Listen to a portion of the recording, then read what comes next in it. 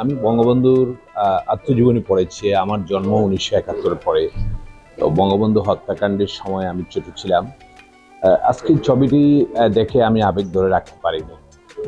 একটি জাতির যিনি জন্ম দিলেন, 13 বছর যিনি কারাগারে কাটালেন, আমাদেরকে স্বাধীন সার্বভৌম বাংলাদেশ উপহার দিলেন, তাকে 75-এর 15ই আগস্ট এভাবে নির্মমভাবে হত্যা করা হবে, এটি আমরা তরুণ প্রজন্মের যারা আমরা এটি কল্পনাই করতে পারি।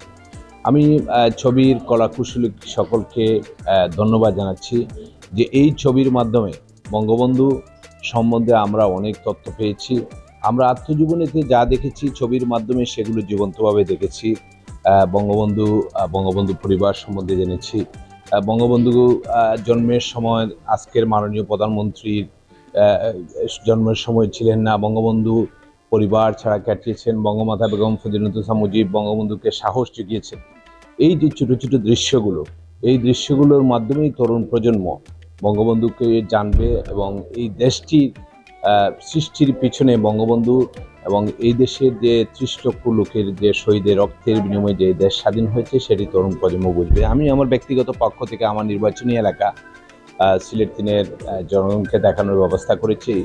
আগামী বৃহস্পতিবার 19 তারিখে নন্দিতা সিনেমা হল আমরা বুকিং করেছি এবং আমার নির্বাচনী এলাকার প্রত্যেকটি ইউনিয়নে এই ছবির প্রদর্শনীর ব্যবস্থা করে দিয়েছি। আমরা আজকে গ্র্যান্ড সিলেটকে ধন্যবাদ জানাচ্ছি যে এত সুন্দর একটি চমৎকার এখানে সিনেমা কমপ্লেক্স করার জন্য আমরা এখানে করতে পেরেছি। আজকে প্রশাসনের অনেক উচ্চপদস্থ কর্মকর্তারা এসেছেন, এখানে সবাই দেখেছেন।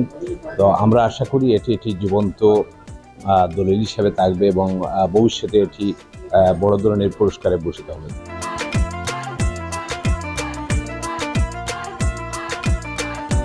আসলে এই ছবি না দেখলে বোঝা যাবে না কতটা আবেগ আপ্লুত এবং বাঙালি জাতির যে ইতিহাস সেই 47 থেকে তারও পূর্ববর্তী থেকে বঙ্গবন্ধু শেখ মুজিবুর রহমানের ছোটবেলা থেকে যে 15ই আগস্ট যা আমরা যে জাতীয় শোক দিবস পালন করি, ওনার ইন্তেকাল পর্যন্ত এত চমৎকারভাবে ফুটিয়ে উঠেছে তা একদম অসাধারণ।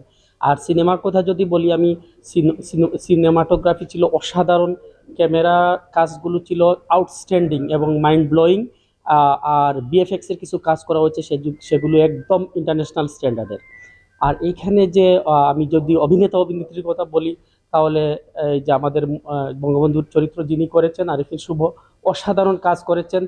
যদিও বায়োপিকে আসলে পুরোপুরি আমরা তো বঙ্গবন্ধুর জীবন আদর্শ ছোটবেলা থেকে পড়ে অভ্যস্ত, তো সেই হিসাবে বঙ্গবন্ধুকে তো আর সেই রিপ্রেজেন্ট করা সম্ভব না, কিন্তু উনি আউটস্ট্যান্ডিং কাজ করেছেন। আমার খুবই ভালো লেগেছে যে বেগম মুজিবের চরিত্রে অভিনয় করেছেন নুসরাত ইমরোজ তিশা, একদম মাইন্ড ব্লোয়িং। এবং আমি বলবো যে হুসেন সৈয়দ সোহরাওয়ার্দীর যে চরিত্র করেছেন তৌকির আহমেদ, ইভেন খন্দকার মুস্তাকের যে চরিত্র করেছেন ফজলুর রহমান বাবু, একদম ফাটিয়ে দিয়েছেন। এবং আমি বলবো তরুণ প্রজন্মের জন্য এই সিনেমাটা যদি দেখেন আপনারা আসলে বাংলাদেশের ইতিহাস সম্পর্কে সঠিক ধারণা পাবেন। পাশাপাশি আমাদের এটা তরুণ প্রজন্ম, বিশেষ করে আমি ছাত্রদেরকে আহ্বান জানাবো, কারণ আমরা দেখেছি যে আমাদের বিভিন্ন সময় পরীক্ষাগুলোতে বা ইতিহাসের ক্ষেত্রে এই বিষয়গুলো কাজে লাগে। ওরা যদি এটা দেখে ওদের বাংলাদেশের স্বাধীনতা সংগ্রাম এবং বঙ্গবন্ধুর সঠিক ইতিহাস জানা সম্ভব হবে, পাশাপাশি জ্ঞান অর্জনের ক্ষেত্রে অনেক সহায়ক হবে বলে আমি মনে করি।